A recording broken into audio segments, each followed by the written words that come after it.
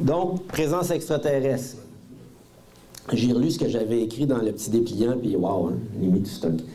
Il y en a du stock là-dedans, parce que quand on fait de la recherche, quand on rencontre des gens, à un moment donné, puis l'important, c'est de les écouter. Pas de les croire nécessairement, juste de rester ouvert, puis à un moment donné, comme je disais, c'est plus une croyance, c'est une connaissance. Tu sais. Tu sais ou tu sais pas, là. Puis ça, c'est la même chose. Hein? Comme la mère à Raymond qui disait, elle a vu la soucoupe, mais ça se peut pas. Ça se peut pas, tu sais. C'est un petit peu... moi, j'ai vécu quoi? Pas personnellement. À un moment donné, j'ai donné une conférence à Rivière-Rouge. Puis en dessous de la salle, c'était un bar de motards qui était là. Puis eux autres, ça donnait que pendant que je donne ma conférence en haut, eux autres, c'était le gros party. Puis il y avait la terrasse, puis en tout cas. Hein. Puis bon, là, la conférence finie, mais tout le monde savait dans le village, dans les petits villages, savait que je donnais une conférence sur les ovnis en haut. Puis il y avait, je sais pas, une quinzaine de personnes.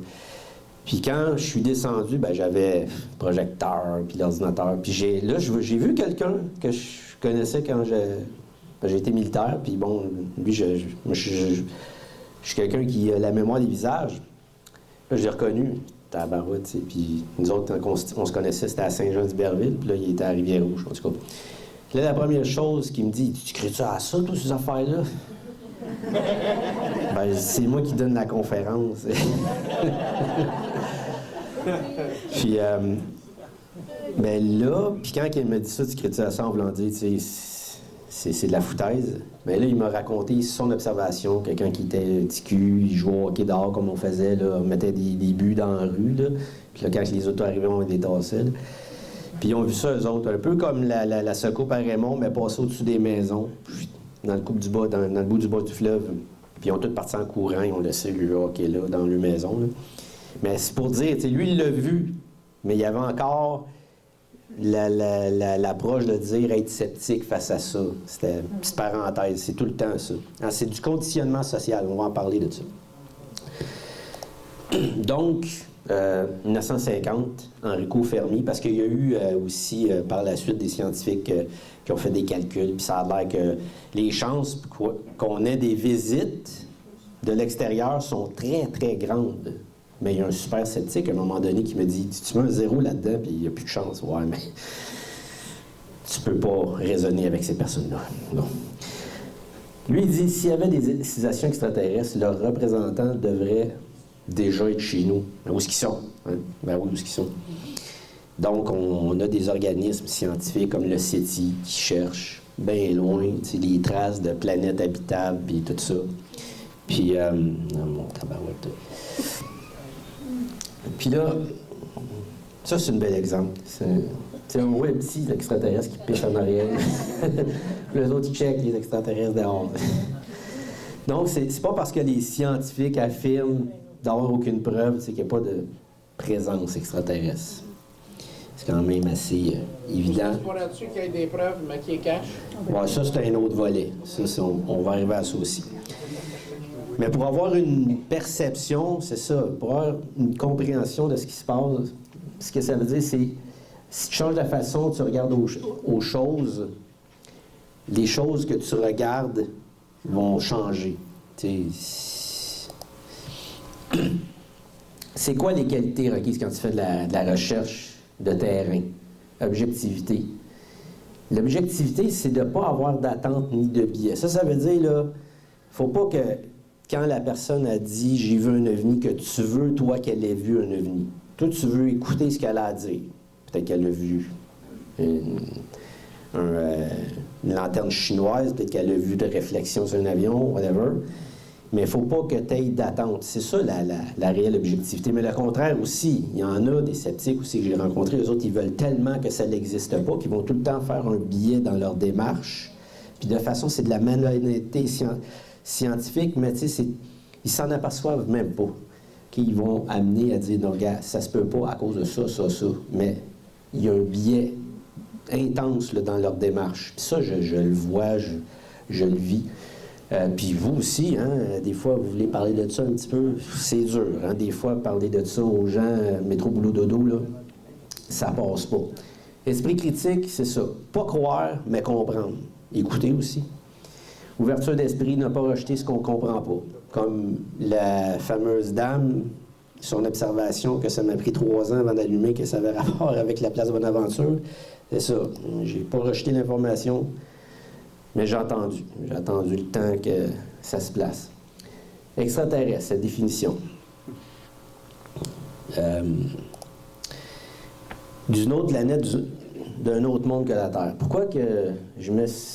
Ça, c'est un croquis, ceux qui ont lu le livre « Les enfants de Sylvie P », un cas, j'ai travaillé avec Pierre Caron.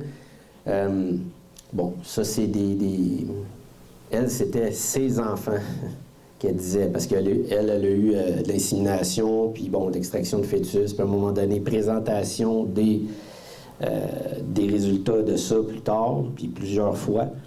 Si on ne comprend pas exactement des fois pourquoi ils font ça. Puis en passant aussi, là, vous allez, j'imagine que vous comprenez aussi que la réalité extraterrestre, c'est pas juste un groupe, une gang. Il n'y a pas juste une gang de petits gris. Il y a plein d'espèces différentes, plein d'agendas différents, puis ça se passe tout en même temps. C'est quasiment comme, c'est quoi le film avec Will Smith, là, Men in Black, c'est quasiment ça. Là. Mais ça, c'est un petit peu exagéré. Là. Pourquoi j'ai mis ça aussi? C'est parce que extraterrestre, ça veut dire que ça ne vient pas de la Terre. Mais si, on prend un exemple de l'être à gauche, là, un grand gris, là, si ces êtres-là sont faits, sont créés génétiquement dans des bases souterraines sous terre, c'est des terriens. Ils ont été créés sur Terre. Fait que c'est pas des extraterrestres. C'est un petit peu ça, la nuance. Puis ça, des espèces différentes à la nôtre qui vivent présentement sur Terre, il y en a aussi beaucoup. OK? Fait que c'est pas nécessairement toujours extraterrestre, mais c'est sûr que c'est pas Homo sapiens. Les questions, s'il vous plaît, à la fin. OK? C'est pas grave. Parce qu'on n'aura pas le temps de... Donc, c'est ça. C'est un peu une question de perspective.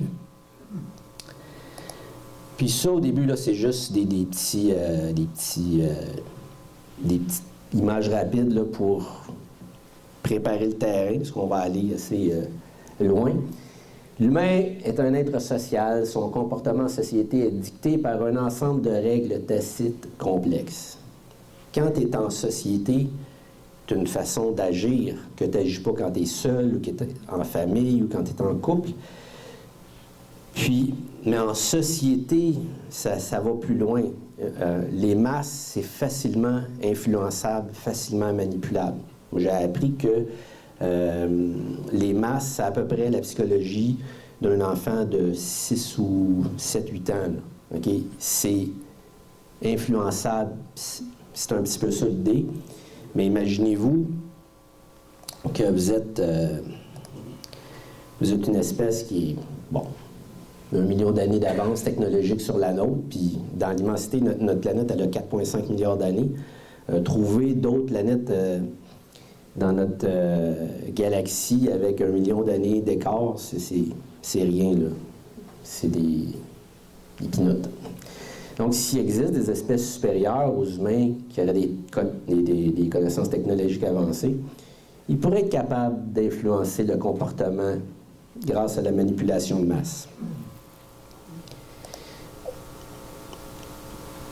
La CIA, l'Agence centrale de renseignement aux États-Unis, ça, c'est des manifestants qu'à un moment donné, ils ont pété une coche, puis bon, ils étaient dans les bureaux, là, justement, à projet de là. La CIA possède toutes les personnes, puis ainsi que les médias d'importance, tous les médias d'importance. Puis ça, c'est l'ancien directeur de la CIA, William Colby, une déclaration qu'il a faite. Il y a plusieurs déclarations des dirigeants du renseignement américain qui, des fois, c'est comme petit drapeau rouge, là, puis les gens, après ça, continuent, puis ils s'en inquiètent pas. Tout ce qui est projeté dans les médias de masse, ça a un but. Toutes les nouvelles à TV, à la radio, OK, ça a un but. Est-ce que vous trouvez ça normal, des fois, qu'ils passent une nouvelle, puis pendant 2-3 jours, des fois, une semaine, c'est la même affaire, puis ils lâchent pas. Ça, là, c'est pas juste ça qui se passe sur la planète présentement. Et là, c'est ça qui, là, ils sont en train là, de te remplir la tête. Fait que la réalité qui vous est proposée dans les médias de masse, là, c'est pas la réalité. OK? C'est quelque chose qu'on veut que vous pensiez qui est vrai. Puis il y avait une autre déclaration d'un autre haut dirigeant de la CIA qui avait dit « La journée que tous les gens vont croire... c'est une traduction anglaise, là, puis dans le fond, ce qu'il disait, c'est la journée que les gens vont croire ce que nous autres, on projette comme étant la réalité, c'est signe qu'on va avoir fait notre job. Mais ce qu'il disait aussi, c'est que tout ce qu'on projette est faux. C'est pas la réalité. C'est un peu ce que je viens de dire, mais c'est une déclaration officielle de Mané qui avait dit. Ça, c'est un auteur, je pense que c'est des romans, Tom Clancy, mais j'aime bien cette petite citation. Le contrôle de l'information est quelque chose que l'élite fait toujours, particulièrement dans les formes de gouvernement despotique. L'information, la connaissance est le pouvoir. Si vous contrôlez l'information, vous pouvez contrôler les gens. On vit ça pas mal. Donc, hein, la fameuse l'idée de la pointe de l'iceberg, là, ce qui nous est présenté. Puis, la réalité, là, c'est pas l'iceberg, c'est tout l'océan complet, là, avec l'iceberg dedans, là, c'est ça. Là. Pour vous donner une petite image comment c'est intense. Puis souvent, les gens me demandent s'il y en a-tu plus ici, on voit-tu plus ça la nuit, le jour? C'est partout. C'est à la grandeur de la planète. Puis la même chose pour la censure, la même chose pour le contrôle de la perception des gens vis-à-vis ce phénomène-là. Il n'y a pas un pays qui arrive, hey, nous autres, on a vu, puis oui, des fois, tu as des dirigeants qui vont aller un petit peu plus loin, mais s'ils vont trop loin, bien, ils se font taper sur la tête, puis ça arrête là. Là, je vais vous mettre un beau petit montage que j'ai fait, ça dure 9 minutes. Quand j'ai commencé, souvent, parce que des fois, je vais mettre beaucoup de temps sur des choses, sans savoir où je m'en vais avec ça, je fais juste suivre le fil conducteur. Puis ça, c'était après le fameux buzz médiatique par rapport à l'armée américaine qui ont mis un petit bout de vidéo, puis là, ça a commencé à commenter là-dessus, puis tout ça. Puis ça, c'était une campagne de désinformation en passant. C'est pas le gouvernement américain qui commence à montrer patte blanche, c'est le contraire. Il commence à être plus agressif dans sa façon de contrôler de la façon que cette information-là sort. C'est une grosse manipulation de masse. Puis ce qui m'a fait le plus capoter là-dedans, si on coupera ça, quand j'ai été en Arizona, c'est le plus gros congrès ufologique au monde. Puis les gens avaient hâte d'entendre, c'est qui son nom? C'est un ancien du renseignement américain. Mais le gars, lui, la seule chose qu'il fait, c'est désinformer les gens. Mais même dans plusieurs hauts dirigeants de l'ufologie actuelle, ils ont mordu à l'hameçon. Ils se sont fait embarquer là-dedans dans cette histoire-là, puis ils pensent que vraiment que le gouvernement américain est en train de dire la vérité, mais ils sortent absolument rien. Donc ça va. Là, en 9 minutes, vous allez entendre chacun de ces individus-là parler. OK? Rapidement, on va faire un petit survol. À gauche, en haut, c'est Phil Schneider, géologue ingénieur américain qui a travaillé à faire des bases souterraines aux États-Unis, puis à un moment donné, des bases souterraines de grande profondeur, puis lui, à un moment donné, il est tombé sur des grands gris. Il y a eu comme une espèce d'altercation entre eux autres, les grands gris. Il a perdu la moitié d'une main, une partie du ventre, puis bon. On va entendre quelques petites déclarations qu'il fait pendant ses conférences. À droite, c'est Paul Hellyer, ancien ministre de la Défense, que lui, bon, il n'était pas impliqué directement, mais par ses contacts, il a fini par rencontrer des personnes qui étaient impliquées directement dans ça. Puis il a commencé à militer. Là. Lui, il était le premier officiel. Lui, on peut dire que c'est quelqu'un de courageux et qui n'a pas peur de ça, le ridicule. Puis c'est un des premiers officiels canadiens à parler publiquement là, des ovnis que ça existe, puis tout ça. En bas, Ed Walters. Ça, c'est un cas qui est arrivé en Floride à Gulf Breeze. Puis le renseignement américain ont rapidement désinformer tout ça. Puis là, il explique un peu qu'est-ce qui s'est passé. Puis il passe à Oprah Winfrey. Pendant, le petit bout que vous allez voir, c'est à Oprah Winfrey. Puis il y a Phil Klass qui est là en même temps. Ça, c'est un méchant debunker. Lui, c'était il était un des éditeurs d'une revue aéronautique américaine, mais quelque chose de très gros. Puis il était toujours appelé à commenter des choses qui avaient rapport aux ovnis. Mais lui, il débunkait tout. Puis là, il avait été appelé justement pour débunker ça. Puis il répond dans le casque. Fait que je l'ai aimé, ce petit extrait-là, vous allez voir ça. À côté, Seth MacFarlane, lui, il a le profil parfait d'une ressource de la CIA. Mais vous allez juste écouter le petit bout de qu'est-ce qu'il va raconter. Donc, lui-ci va discréditer, débunker. Mais chacun a leur façon différente de le faire. Dans le milieu, John F. Kennedy avec Wernher von Braun. Wernher von Braun, lui, c'est un ancien scientifique nazi qui était amené aux États-Unis, puis c'est un de ceux, justement, qui a travaillé sur le projet Apollo pour envoyer le monde dans l'espace, à la Lune, tout ça. En haut, Dr. Carla Turner, professeure, puis elle, c'était une abductée, là. Elle se faisait enlever, puis elle a commencé à enquêter sur le phénomène, rencontrer plusieurs témoins, des séances de régression, puis elle est venue avoir beaucoup d'informations. Puis quand elle parle, là, les informations, c'est clair, c'est très bien structuré, détaillé. Fait qu'un petit bout de ça avec elle. William Cooper, Bill Cooper, ça, lui était pour le renseignement naval, puis pendant qu'il était dans l'armée, il est venu à tomber sur des documents qui parlaient du groupe Majestic 12, puis qui expliquaient un peu la façon de traiter, gérer l'information à venir, que la CIA est impliquée là-dedans. Ensuite, président Reagan, qui a mis sur pied un projet de la guerre des étoiles, qui a parlé à l'ONU d'une menace carrément extraterrestre. Là, il a fait au moins 3 fois des déclarations là-dessus. À droite, on y voit juste le derrière de la tête, là, c'est un gars qui travaille chez Boeing, que lui est venu à savoir beaucoup de choses parce qu'il a travaillé sur des projets, puis à un moment donné, dans son entourage, il y avait beaucoup de gens. Puis bon, c'est tous des petits extraits, mais c'est bon à savoir de qui on parle. Travis Walton, un enlèvement assez populaire, un des plus populaires abductés aux États-Unis. Moi, j'aime son approche parce que lui, il a toujours... lui, il parle publiquement, un peu comme Richard Tremblay. Puis jamais nié son histoire. Puis lui, sa mission présentement, lui, il est dans à peu près tous les congrès ufologiques, tous les séminaires, puis tout ça, puis il raconte son expérience. Mais lui, c'est un enlèvement unique. C'est un peu un accident, parce qu'on a parlé avec lui, tu sais.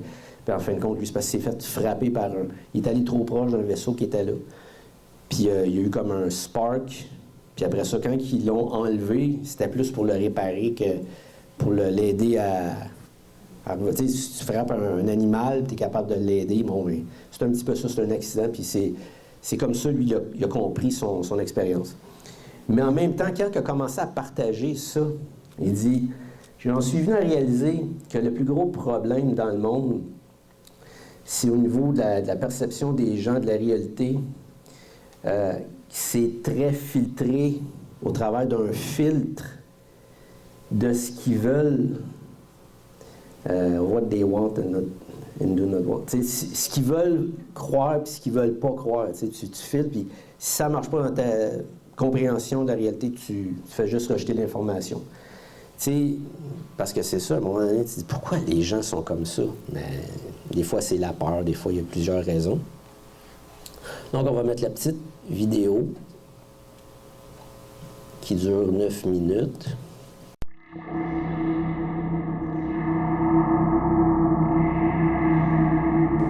The alien thing is more than just what I'd call a non-visible threat. We on the surface, first of all information dealing with alien or alien reproduced technology or alien reproduced vehicles or any other kinds of things well hidden from the American public.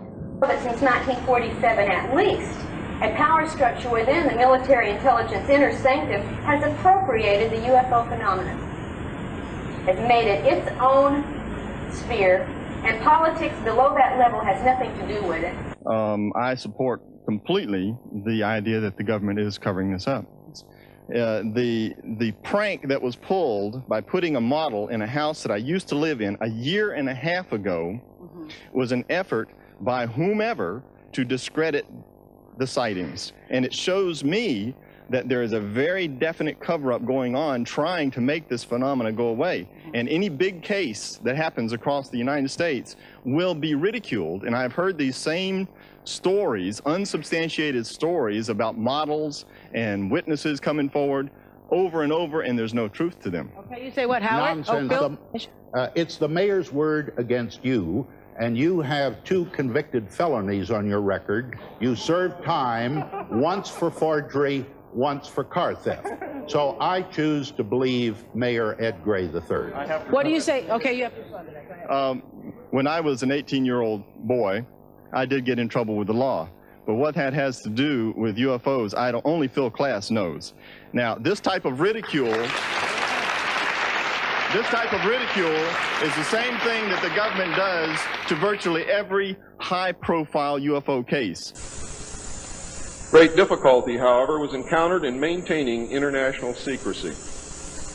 It was decided that an outside group was necessary to coordinate and control international efforts in order to hide the secret from the normal scrutiny of governments by the press. The result was the formation of a secret society which became known as the Bilderbergers.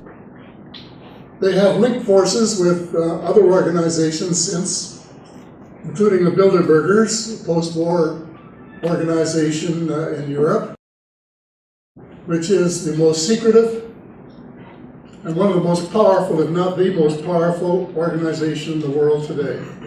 Every major news outlet in the English-speaking world is controlled by a Bilderberger. This story just gets better and better. And now, on Senator Reid's Twitter account, the truth is out there. Seriously. Can we talk about this for a minute? Ashley, this is my favorite story. Yeah, so I love it. I normally don't think of our federal government as that fun, fun enough to give $22 million to a UFO program. But it seems very fun, first of all. And secondly, on a more serious note, they said that, UFOs, people obviously think of spaceships, basically, or aliens. Ridicule factor. That's important. That's an important aspect of the nature of the media coverage of this. Your cat is... And my cat is Princess Leia. So there you go. After my own heart. When I read this morning, I got super excited. Oh my gosh, I can't believe taxpayer money for this. Finding E.T. Yes, UFOs. You would probably call me a conspiracy theorist. Conspiracy theorists? UFOs have been the stuff of conspiracy theorists. Actually, what's being employed there are some pretty standard propaganda techniques as far as influencing public perceptions of this. UFO enthusiasts. The UFO enthusiasts sort of got a hold of that and said, "Oh, they're looking for UFOs." But yeah, but I think it's personally, I think it's highly likely there's alien life. I think it's highly unlikely that we've been visited.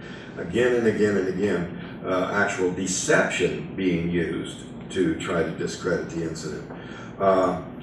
Going so far as to offer a $10,000 bribe to one of the crewmen to refute it.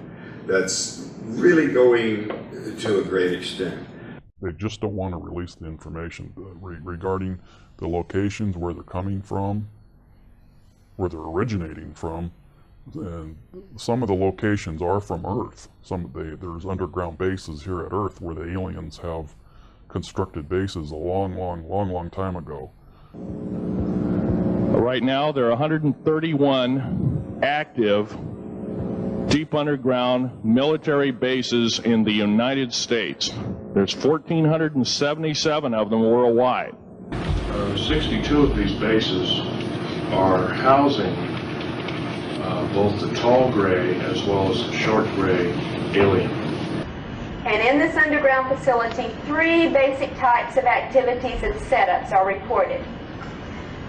The first is what appears to be like a military base, and very often there are humans as well as aliens in this facility, where there are craft and there are activities going on such as a base might have going on.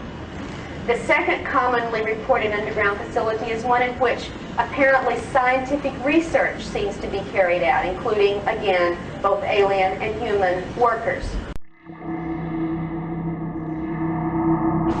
Nowadays, it seems, and I'm going to talk about specific examples of this, that power structure within that high level of military intelligence government activity has decided that they can only gather information, they can't control it. And where do you get the best information about what the aliens are doing? Where do you get it? You get it from satellites? You get it from phone surveillance? You get it from abductees. The first-hand accounts from the people who are facing it one-on-one, and now we have evidence, and I mean really hard evidence, that this power structure's agents are not only doing surveillance on abductees, they are also abducting abductees, interrogating abductees, using drugs and other mind control techniques upon abductees, trying to ask these questions. What do you know about the alien agenda? What are they doing with your family? What have they told you you will be doing? What have they done to put implants in you? What procedures are they carrying out on you? They are asking us questions in a desperate attempt to get the information from us. Mutilated humans, yes, mutilated humans were being found along with mutilated animals. And the third type is what we've come to call the processing plant. And this, again, often has both human and alien personnel working in it. And in this underground processing plant, what we get reported over and over again is a setup in which human body parts are being processed like chicken or beef. They are being flayed, they are being dismembered, they are being drained of blood, they are sometimes reported stacked up like firewood, sometimes hanging, draining, sometimes going down, being dismembered as they go towards some unknown end. We are in a situation where unbelievable information is coming in from out in the galaxy about at least one type of extraterrestrial people. We now know there's many more than that. But these guys are making this planet a slave planet for them. I occasionally think how quickly our differences worldwide would vanish if we were facing an alien threat from outside this world. And yet, I ask you, is not an alien force already among us?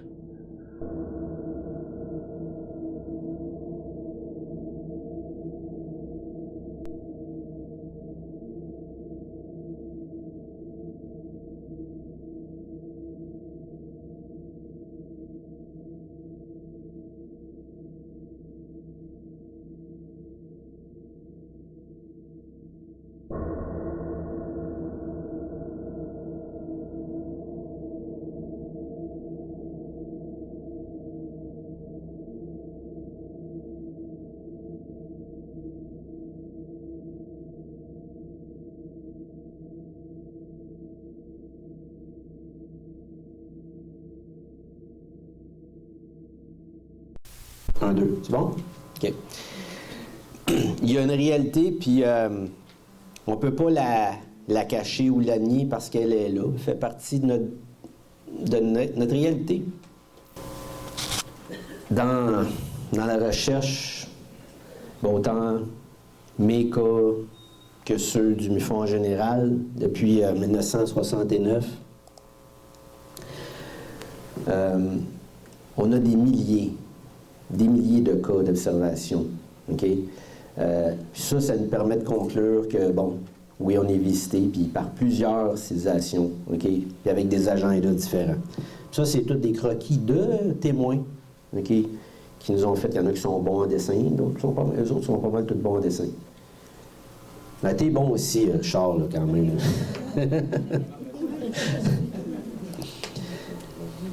Mais les hyper-sceptiques, ouais, mais où sont les preuves? Il y en a qui, tu sais, la fameuse phrase, moi je vais croire à ça quand il va y avoir une secours qui va atterrir dans le cours chez nous, puis encore.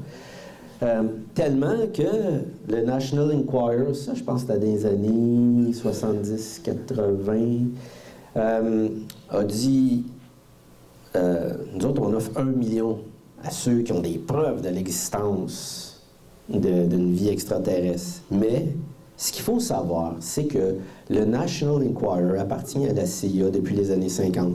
OK? Eux autres, la CIA, c'est quoi le job? Ben, c'est garder le secret. Puis pourquoi ils ont fait ça? Parce qu'au Nouveau-Mexique, il y a eu beaucoup de crashs. Mais pas juste au Nouveau-Mexique, mais quand même. Il y a eu beaucoup de crashs d'ovnis. Puis là, bon, des fois, il y a des militaires qui font des sweeps, des nettoyages en fil étendu. Puis il faut ramasser tous les morceaux, il ne faut plus qu'il reste rien. Puis là, ben, de temps en temps, il y en a un qui met ça dans ses bouches. Hein, un petit morceau de métal mémoire, là, que quand tu plies, ça revient tout seul. Ça n'existe pas encore, tu sais. Puis, mais ils vont ramasser des petits morceaux comme ça, que quand tu fais analyser dans le laboratoire, il y a des isotopes qui n'existent pas sur la Terre. Okay? C'est des preuves physiques. Ça les chicote beaucoup. Fait que pour aller récupérer ça, ils font ça. Toi, ton beau-frère était dans l'armée, il est mort, ça fait longtemps. Sa femme, elle a une boîte pleine de cochonneries, puis là, un moment donné, toi, t'hérites de ça, puis là, wow, tu sais, des petits morceaux de même, puis là, tu vois ça, toi. OK, on va aller chercher 1 million. Mais t'auras pas 1 million. Ils vont le ramasser, puis tu l'as jamais eu, ton morceau. C'est un petit peu ça qui se passe. Souvent, hein, les gens ont preuve physique, c'est important. Bien, dans le monde de la justice, il y a 5 modes de preuve. Preuve écrite, preuve testimoniale, preuve par indice, l'aveu de serment. Ici, à gauche, beau petit croquis. Bien, ça, c'est un artiste. Le Rock, il est encore ici, Rock? Ah, bon. Rock aussi fait des observations à Minerve. La Minerve, bon, on dit qu'il n'y en a pas. En tout cas, il y en a à Minerve, là, les observations. Donc, lui, c'est ça. C'est vraiment le témoignage. Après ça, des documents. Je ne l'ai pas amené parce que je l'ai oublié, mais j'amène tout le temps quand je fais des conférences. Un pad ça d'épais. C'est juste des documents du gouvernement américain, canadien, que ça raconte toute l'histoire. Nous autres, on a récupéré des objets, il y avait des petits bonhommes là-dedans. Tu sais, c'est dans tous ces documents-là. Sauf que la CIA, le FBI, eux autres, disent « Mais non, c'est pas des vrais documents, c'était planté par des petits comiques. » Donc, on joue un petit peu au choix des souris, mais il existe ces documents-là. Puis il y a des experts qui ont travaillé là-dessus, puis ils ont découvert que oui, c'est des documents authentiques, mais le gouvernement nie leur authenticité. Des affidavits, des aveux écrits, ça a une portée légale, parce que si tu fais un affidavit, puis c'est pas vrai, t'es dans le trouble.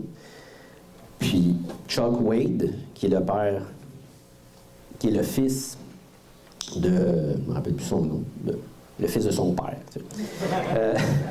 Son père avait un bar à Corona, qui est justement la ville qui était exactement là où il y a eu un véritable crash à Roswell en 1947. Ceux qui ne sont pas au courant de l'histoire, il y a un ovni qui est crashé là, 4 juillet 1947, dans ces entours-là. L'armée a récupéré ça, ils ont étouffé l'histoire, blablabla. Ben lui, son père qui avait le bar à Corona, parce que là, t'es militaire, toi, t'as vu des choses, puis tout ça. Puis à un moment donné, t'as pas le droit de parler. Mais là, quand t'es au bar, tout seul avec le barman, t'as bu quelques petites bières, puis là, ben, là, tu dis, je vais te raconter de quoi, mais faut pas que tu le dises à personne. Puis son père avait cette qualité-là, de garder les secrets.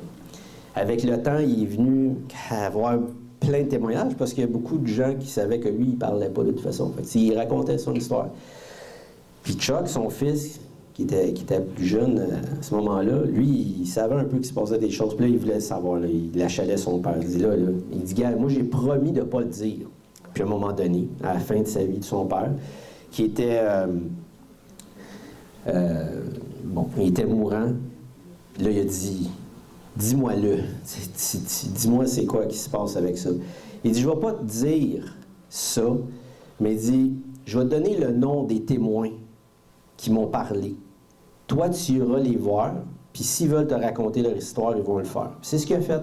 Pendant des années, il a rencontré ces témoins-là.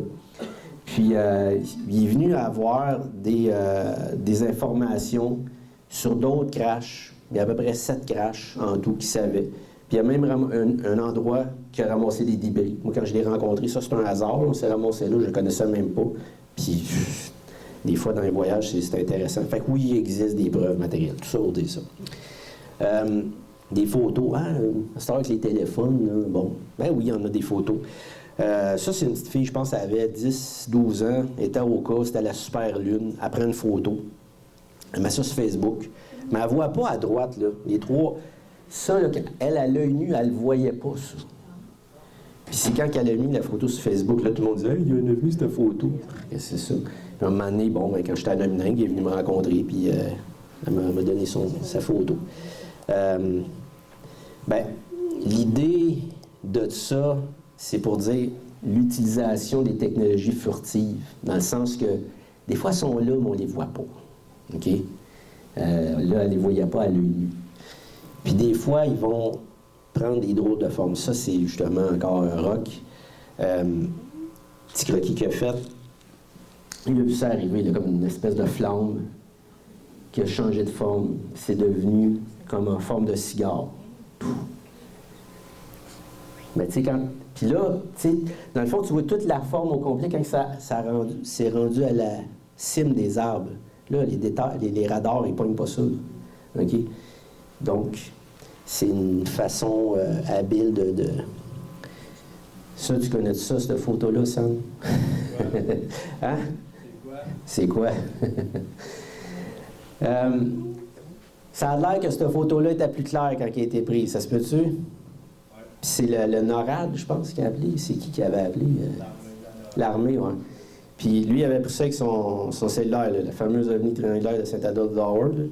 Il a pris ça avec son téléphone, puis là, il était super clair, la photo. Il a appelé l'armée, il disait hey, qu'est-ce qui se passe ici? Il y a des vaisseaux qui passent. Pas longtemps après, tac, est devenu comme blur, là, tu sais. Ah non? Il n'a plus accès à son téléphone? Puis après ça... OK?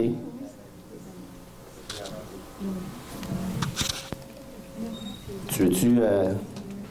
Non? OK. Merci.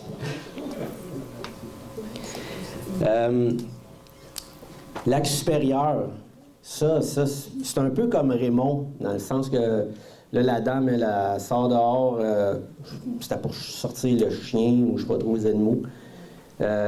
Puis là, elle voit ça s'en venir. Là, c'est juste l'autre bord de la rue, son voisin. Là. Ça, là, c'est 300 pieds d'un bord à l'autre. Ça flotte, ça cime des arbres, pas de bruit. Elle a pogné de quoi parce qu'elle ne croyait pas à ça. Puis après ça, là, elle est devenue... Elle a fait comme un genre de choc post-traumatique après ça. Là, puis elle est encore sous le choc. C'est en 2014, puis elle n'est pas revenue tout à fait. Pourquoi? Parce que l'année d'après, elle a revu ça encore. Là c'était plus drôle. Mais tout ça, là, tu sais, Lac-Supérieur, Saint-Adolphe, Saint-Sauveur, c'est pas mal tout dans le même coin, là. C'est dans nos Laurentides, dans nous autres. Tout ça, encore une fois, pour dire que c'est... Ils utilisent la furtivité, là. Hein? Il y en a qui vont le voir. Puis, après cette observation-là, ça a donné que j'ai été demandé pour donner une entrevue radio pour une radio à Québec, là. Je sais pas laquelle, là. Puis, mais c'est une radio de grande écoute. J'ai été surpris. Pourquoi tu veux que je te parle de Venise? C'est parce que là, il y avait des scientifiques qui avaient pogné des signaux dans l'espace. Je ne sais pas vraiment chercher dans l'espace des signaux, là. Puis là, je commençais... Puis j'étais un petit peu fru dans ce temps-là. Puis là, la dame a vu ça, elle, 300 pieds de long. Puis là, c'est quasiment un terrain de football, tu sais. Puis là, c'est sûr qu'ils ont fait des farces un peu avec ça à la radio, mais quand même, tu sais, il dit... Si c'était vrai, on en aurait entendu parler, bien là, je t'en parle. Tu n'entends parler, là. C'est un peu ça. Tu sais, des fois, ils ont la réplique facile, mais il faut l'avoir aussi. Parce que, avec le temps, on devient un petit peu tanné des arguments. Ouais. Fameux témoignage de Sylvie P. Bon, dans un de ses enlèvements, elle dit « J'ai traversé lentement la fenêtre en flottant. Je voulais me réveiller, je croyais faire un cauchemar. Je ne comprenais pas pourquoi il y avait des étoiles dans la moitié du ciel. Mais au fur et à mesure que je montais dans un rayon peu lumineux, je me rendais compte qu'il y avait plus bas. Je me rendais compte qu'il y en avait plus bas. Je suivais des yeux la ligne de noirceur qui formait probablement un triangle. » Elle a sorti du deuxième étage de la maison par la fenêtre. Ah ben, on voit ça tous les jours. Hein. Puis là... Là, elle voyait le ciel, elle voyait les étoiles, mais il y avait comme une partie qui n'avait pas d'étoiles. C'était tout noir. C'était ça. C'était comme un gros vaisseau en forme de triangle. Puis il y avait une petite lumière là, dans le milieu. Elle s'en allait vers là. Ça, c'est... Bon. C'était un petit peu pour expliquer que les fameux prototypes là, classifiés de l'armée, ben, le 3/4, ça avec Phil Schneider m'a parlé. Tout ce qui a rapport à la furtivité, le fuselage, puis tout ça, ça vient de technologies des vaisseaux qui ont récupéré depuis les années 40. Puis 47, là, c'est pas le premier. Là. Ils ont commencé à récupérer ça bien avant, dans les années 40 aux États-Unis, puis dans les années 30 en Allemagne. Puis quand il y a eu la Deuxième Guerre mondiale, il y a eu, puis ça aussi, Bill Tompkins, le dernier monsieur qui a parlé tantôt dans le petit documentaire, il y avait des espions qui étaient infiltrés en Allemagne pendant la Deuxième Guerre mondiale, puis ils avaient été dans les bases souterraines de production. Puis ont non seulement vu de la production de haute technologie, mais il y avait des reptiliens là-dedans. Puis lui, quand il a commencé à parler, là, Bill Tompkins, là, je pense qu'il avait 92 ans. Là, il est décédé il y a 2 ans. Mais il est décédé comme une couple de mois après qu'il a commencé à parler publiquement. Là. Mais 92 ans, t'es comme... C'est pas mal l'âge, mais bon. Puis c'était perturbant, son témoignage, mais en même temps, c'était incroyable, parce que là, lui, il était vraiment au cœur de l'information. Lui, il aidait à faire du développement pour le programme spatial clandestin. Je vais vous passer une petite bande-annonce tantôt, parce que ça a l'air qu'il y avait du monde qui a posé des questions là-dessus. Je vais aller avoir une petite bande-annonce pour faire une idée un petit peu là-dessus. Mais il y a un programme spatial qui s'est fait, puis ça va un petit peu plus loin, beaucoup plus loin que juste l'idée d'avoir des technologies avancées. Il y a eu des ententes, OK? Celle qu'on entend souvent, c'est celle d'Eisenhower, mais ça, c'est parce qu'il y a eu une confusion à un moment donné. C'est pas vraiment lui qui était impliqué dans les ententes. C'est rarement directement les présidents. C'est les personnes qui sont au-dessus d'eux autres qui vont faire ce qu'ils veulent, manipuler les présidents. Là, okay? Les Bilderbergers, c'en est. Okay? C'est le groupe qui, à l'échelle mondiale, font des ententes humano-extraterrestres. Je vois quand même... ça, c'est la seule vidéo que j'ai pas eu le temps de sous-titrer. Parce que c'est long, sous-titrer des affaires comme ça. Ça dure 4 minutes, mais c'est juste pour que vous voyez que lui, là, il fait une déclaration incroyable. OK? Ça n'a jamais sorti dans les médias. Jamais. Jamais, jamais, jamais. C'est quelque chose, là. Lui, il a ce qu'il voit, ce qu'il affirme, ce qu'il dit. Donc, je vais remettre ça tout de suite. Mais en même temps, c'est ça. Il faut que vous compreniez qu'il y a plusieurs types d'ententes. Puis celle que lui parle, elle ne s'est pas produite. C'était... On a comme ouvert la porte, mais il était un peu trop tard. Okay? Il y avait une possibilité de faire un partenariat, mais ça ne s'est pas produit parce qu'on avait... Bon, pas nous, mais les Bilderbergers, le groupe, avaient déjà créé des ententes, mais pas avec la bonne gang. C'est ça qui est plate. Mais la bonne gang est là quand même. On va le voir, on regarde les bonnes nouvelles pour la fin, là, quand même. Donc, c'est ça, je vois.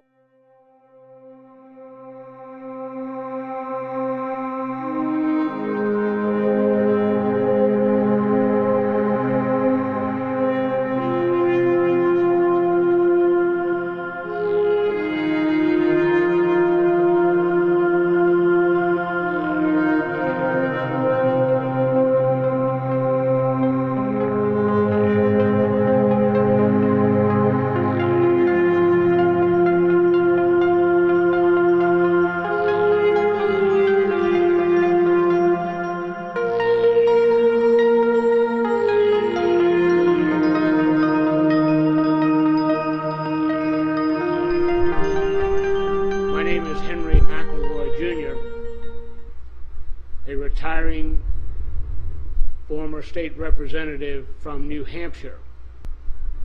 When I was in the New Hampshire State Legislature, I served on the State Federal Relations and Veterans Affairs Committee. It was apparently important that as a representative of the sovereign people who had elected me to this honorable office, that I be updated on a large number of topics related to the affairs of our people and our nation. As I understood it, some of those ongoing topics had been examined and categorized as federal, state, local development, and security matters. These documents related to various topics, some of which spanned decades of our nation's history. One of those recurring topics is the reason I am addressing you this evening. I would like to submit to our nation my personal testimony of one document related to one of these ongoing topics, which I saw while in office serving on the State Federal Relations and Veterans Affairs Committee. The document I saw was an official brief to President Eisenhower. To the best of my memory, this brief was pervaded with a sense of hope, and it informed President Eisenhower of the continued presence of extraterrestrial beings here in the United States of America. The brief seemed to indicate that a meeting between the President and some of these visitors could be arranged as appropriate if desired. The tone of the brief indicated to me that there was no need for concern, since these visitors were in no way causing any harm or had any intention whatsoever of causing any disruption then or in the future. Because of his optimism in his farewell address in 1961, I personally believe that Eisenhower did indeed meet with these extraterrestrial off-world astronauts.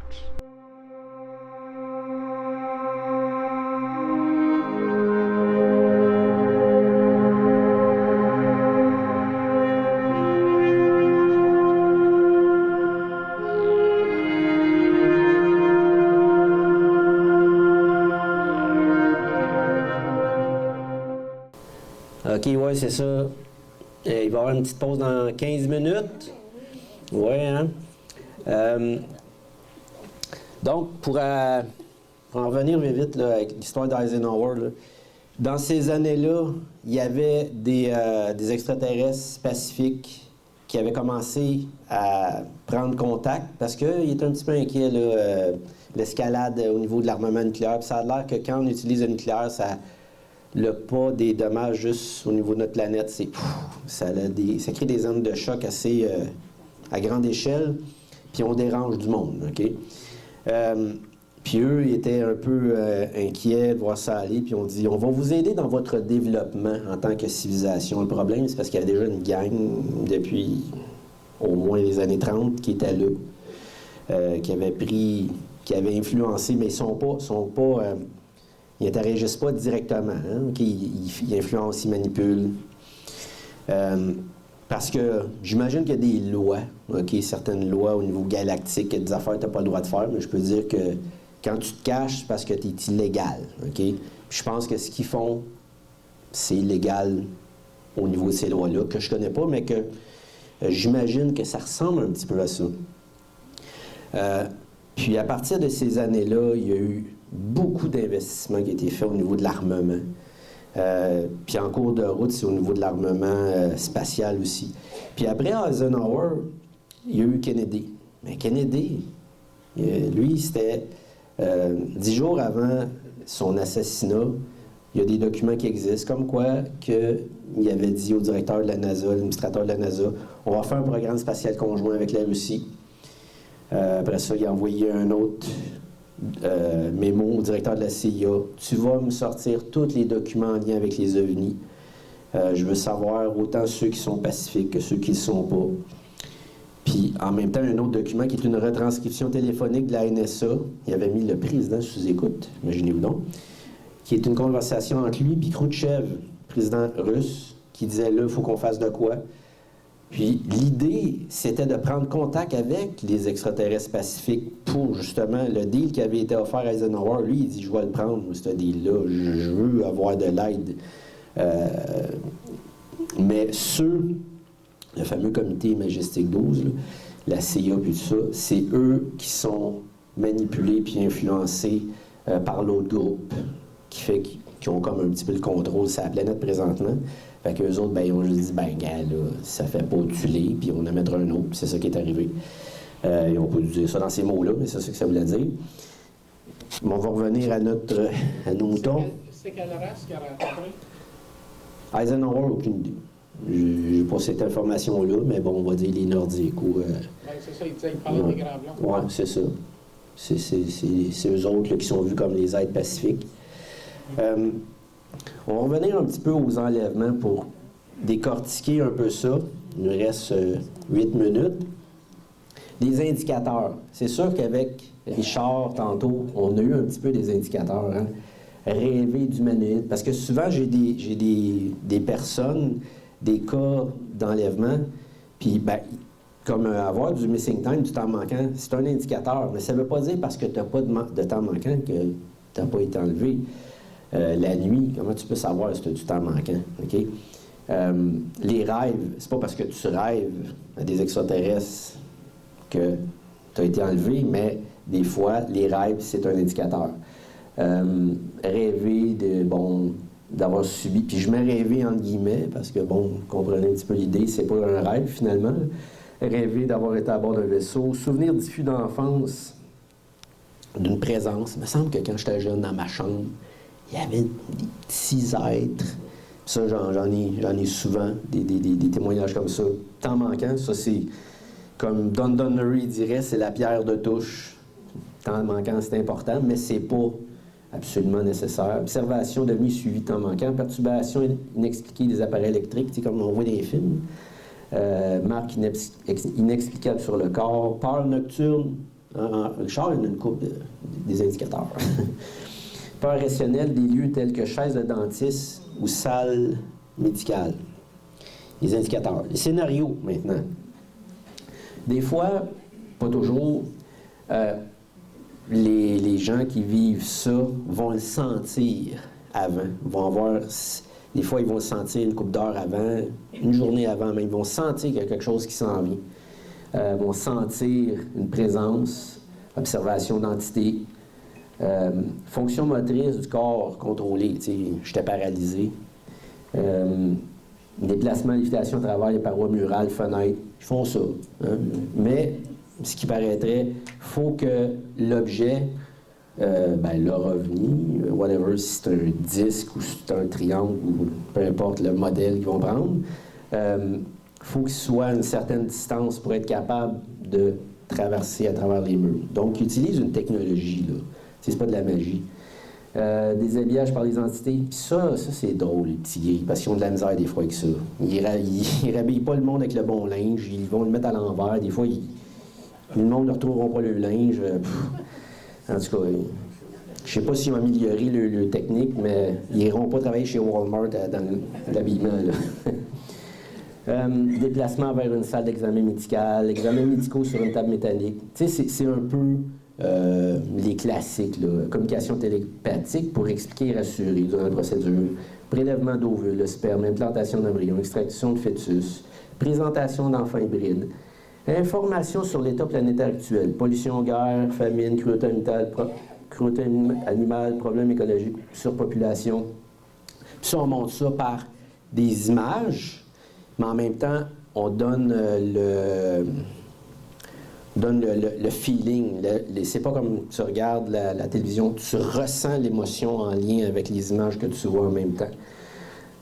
Présentation de scénarios apocalyptiques pour expliquer leur démarche. On dit que leur participation est importante dans leur agenda. Donc, c'est parce que il y a plus, là, on mélange tout là-dedans, c'est un gros melting pot, mais il y en a qui vont utiliser des scénarios apocalyptiques pour arriver à leur fin. Parce qu'il y a certains groupes que eux, quand ils font des enlèvements, c'est carrément juste au niveau génétique. Eux autres s'en foutent de la planète. Eux autres, là, c'est pas leur priorité. Ils ont un agenda en dehors de ça, mais ils vont utiliser ça pour arriver à leur fin, pour assurer la personne du gars, c'est important, parce que si on ne fait pas ça, peut-être que vous allez tous mourir. Mais dans le cas de Emily Trim, c'est différent. Eux, c'est des êtres qui ont vraiment parce que c'est pas le même type d'enlèvement, là. Tu sais, mais Emily Trim, elle dit pas, moi, ils m'ont inséminé, ils m'ont implanté, puis on tire des fœtus. C'est pas la même chose. C'est vraiment, eux, ils sont là pour l'urgence du message. Il y a des groupes comme ça, mais il y a d'autres groupes que c'est... Eux autres, ils ont un job à faire, puis la façon la plus facile, ils vont utiliser l'émotion humaine pour arriver à leur fin. Des récits d'enlèvement, ça, on en a eu. C'est quoi l'agenda? C'est une question assez complexe parce qu'il y a plusieurs agendas, comme que je viens d'aborder assez rapidement. Donc, oui, hybridation, clonage. Puis les gens, ce qui est un peu intéressant aussi, c'est que des fois, ils vont voir les installations, ce que ça se passe quand ils se font enlever, parce que les autres, ils se disent, ils s'en rappelleront pas après, c'est pas grave, même s'ils voient ça. Donc, des fois, ils vont voir des salles avec paquet d'êtres, tout pareil, dans des espèces de tubes de verre. Puis après ça, bon, ils vont suivre les tuyaux, puis... Tu sais, la dame, c'est un petit peu traumatisant là, quand elle disait que, bon, ils voyaient des morceaux humains puis tout ça. Là. Ça, ils font de la protéine liquide pour créer les clones. C'est à ça que ça sert. Puis quand il y a des mutilations de bétail, là, je ne sais pas s'il y en a qui ont déjà entendu parler de ça, ça, c'est parce qu'ils ont besoin de protéines, mais plus que ça, là, des hormones puis tout ça, qu'ils vont retrouver dans ces organes-là. Puis, en même temps, ben, c'est ça. Tu as besoin de matière pour créer des clones. Puis, il en crée des milliers, là. OK? Puis, c'est pas juste des grands gris, des petits gris. Comme quand, tantôt, bon, ben, Luigi parlait des êtres que Emily Trim avait vus. Ça, c'est comme les petits gris originaux, si on veut. Mais, si tu pognes l'ADN de ça, puis toi, tu es un maître généticien, tu peux en faire un. Puis tu vas utiliser les aptitudes de cet être-là. Puis les petits gris, c'est des êtres hyper télépathiques, puis avec leurs yeux, sont capables de contrôler les gens juste. Ils regardent, ils vont te contrôler, puis ils vont te faire marcher. Parce qu'on a des témoignages, les gens, elles savaient qu'il y avait un petit gris en arrière, puis elle était comme un robot. Elle n'avait pas d'autre choix que d'avancer puis de marcher. C'était le petit gris en arrière qu'elle contrôlait.